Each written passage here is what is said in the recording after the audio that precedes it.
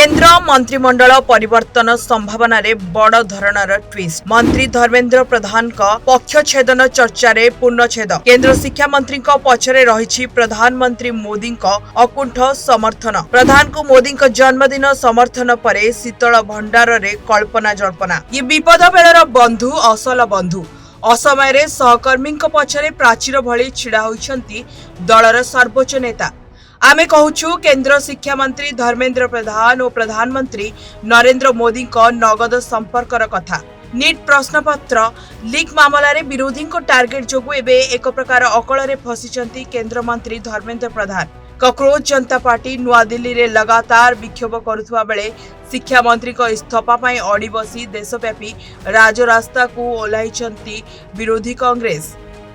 एभली स्थिति रे चर्चा हेउथिला धर्मेंद्र मंत्री पद सूताक्षर झुलुची एवं प्रधान को कैबिनेट रु संपूर्ण बाद दिया जाय पारे। तेबे एपरि चर्चा रे एक प्रकार पूर्णछेद टाणीछि खोद प्रधानमंत्री एक सोशल मीडिया पोस्ट। जून 26 तारिख रे केंद्र शिक्षा मंत्री बाबू धर्मेंद्र प्रधान 57 वर्ष बयस रे पहुंची। एही अवसर रे प्रधानमंत्री निज सोशल मीडिया पोस्ट रे धर्मेंद्र को जन्मदिन शुभेच्छा जणाइछंती।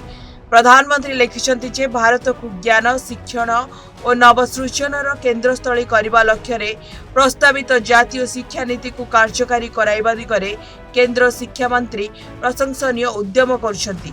खोद प्रधानमंत्री एभली उत्साह भरा जन्मदिनर शुभेच्छा खास करी विरोधी को एक कड़ा वार्ता देइतिबा चर्चा हेउछि। कुहा जाउछि एपरि वार्ता दे प्रधान को पछरे निज समर्थन और विश्वास अतुट रहितिबा नै प्रधानमंत्री मोदी स्पष्ट संकेत दैछंती। एपरिक मोदी एभली शुभेच्छा पोस्ट धर्मेंद्र को कैबिनेट रु बाद दिया जिबा आशंका को मध्य शीतल भंडार को नहीं जाइतिबा कुहा जाउछि। निज सहयोगी माने अकल रे पड़िथिबा बेले प्रधानमंत्री सेमानकु समर्थन करबा सह सेमानक पछरे छिड़ा हेबा नुआ नुहे।